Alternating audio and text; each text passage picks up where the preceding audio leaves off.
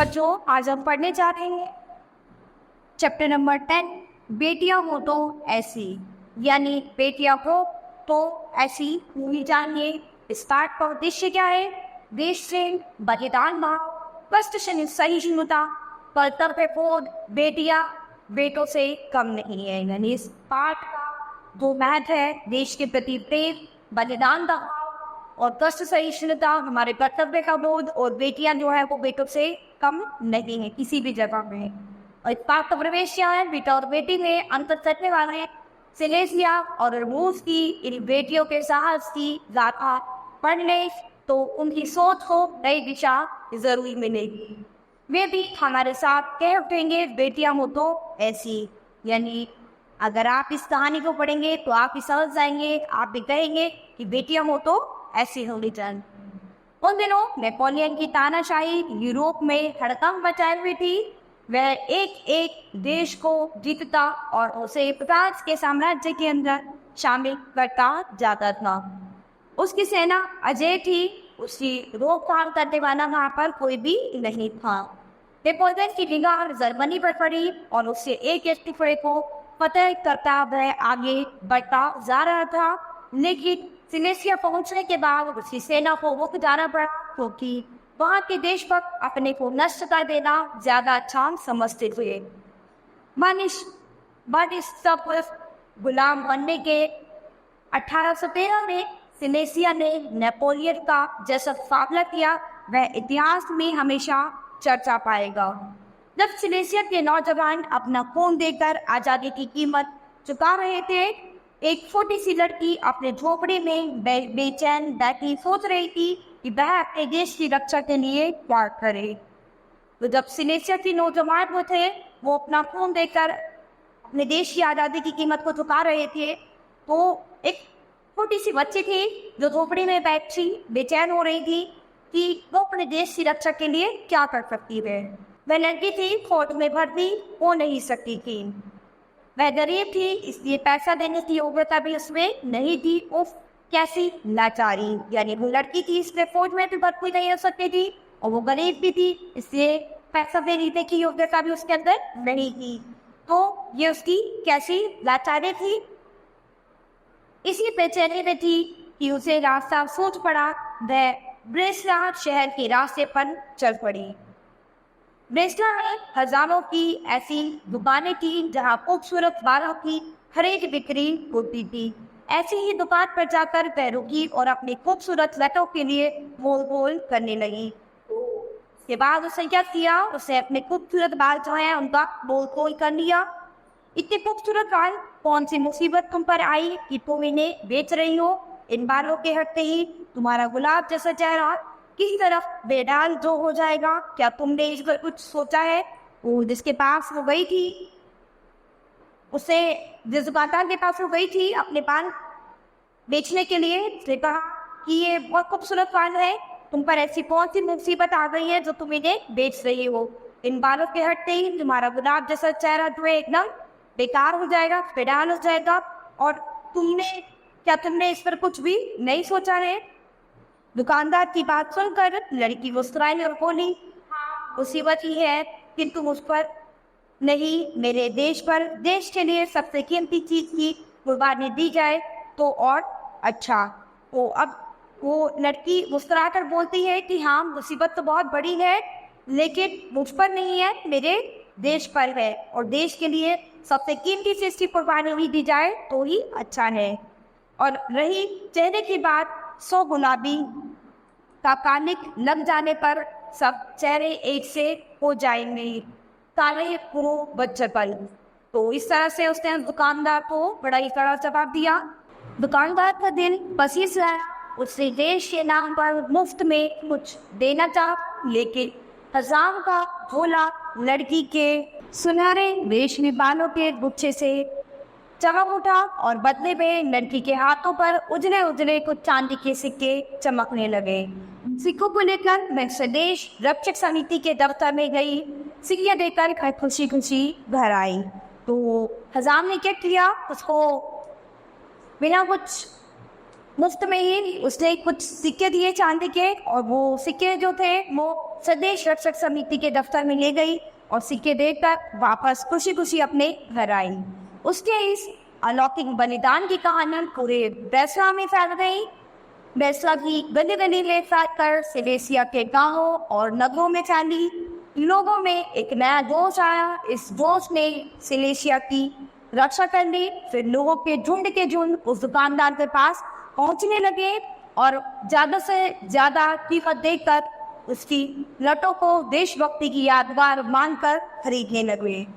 दुकानदार मालामाल हो गया और इस रकम का बहुत बड़ा हिस्सा देश की उन्नति के कामों में खर्च किए जाने के लिए उसे स्वाधीन सिलेसिया के राजकोष में अर्पित किया।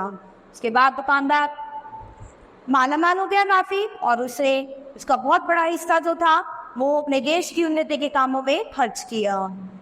रूस के, इसका सेकंड पार्ट है, रूस के जार के अत्याचारों की कहानी कौन नहीं जानता। यानी रूस के जो जार थे उनके अत्याचार की कहानी कौन है जो नहीं जानता।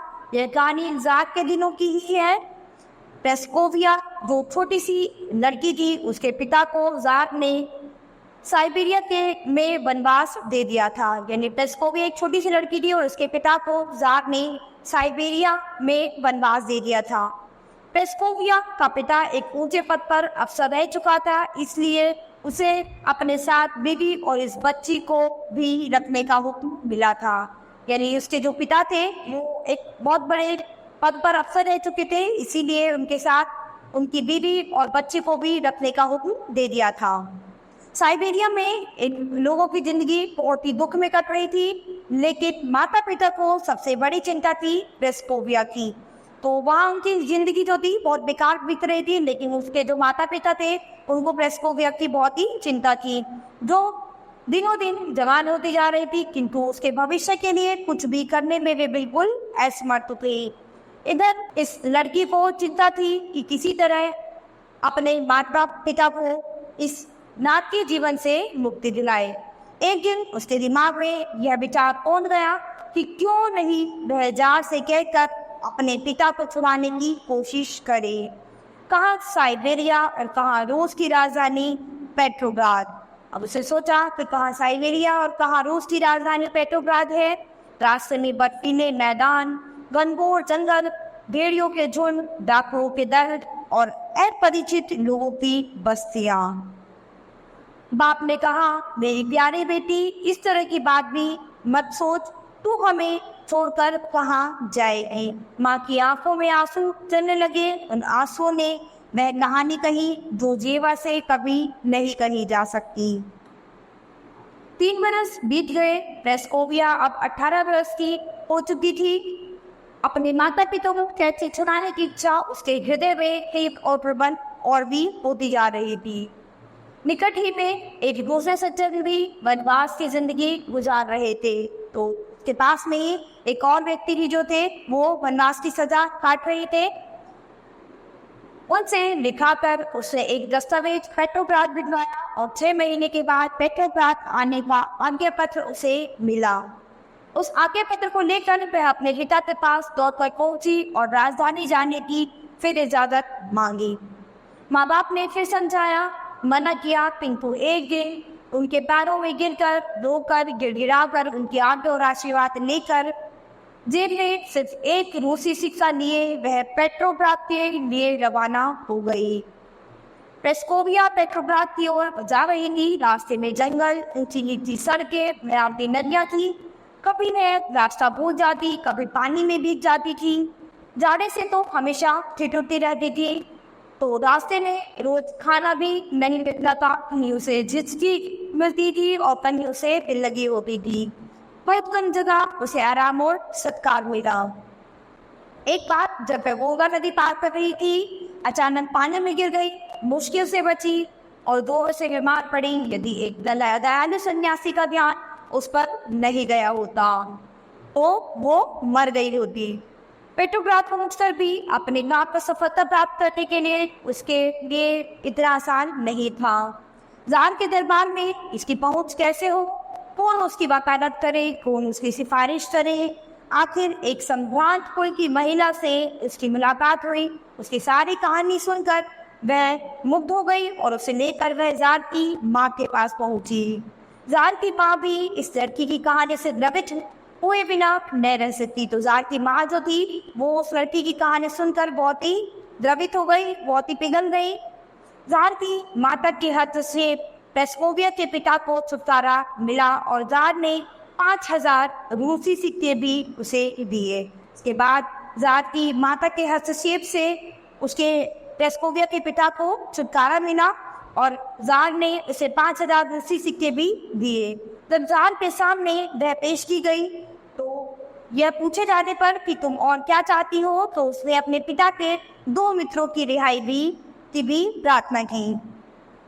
अपने पिता और उनके मित्रों की रिहाई की खबर लेकर प्रेस्कोविया साइबेरिया लौटी। अपनी बेटी के इस साहस और क्षमता पर उन्हें कम आनंद नहीं हुआ, किंतु उनका और उनके शेष जीवन का सबसे बड़ा दुख यही रहा कि उनकी रिहाई की कोशिश में प्रेस्कोविया ने जो लंबी यात्रा की उसके कारण उसका स्वास्थ्य जो था वो बिल्कुल खराब हो गया और वह जिंदगी भर के लिए अपाहिज हो गई थी।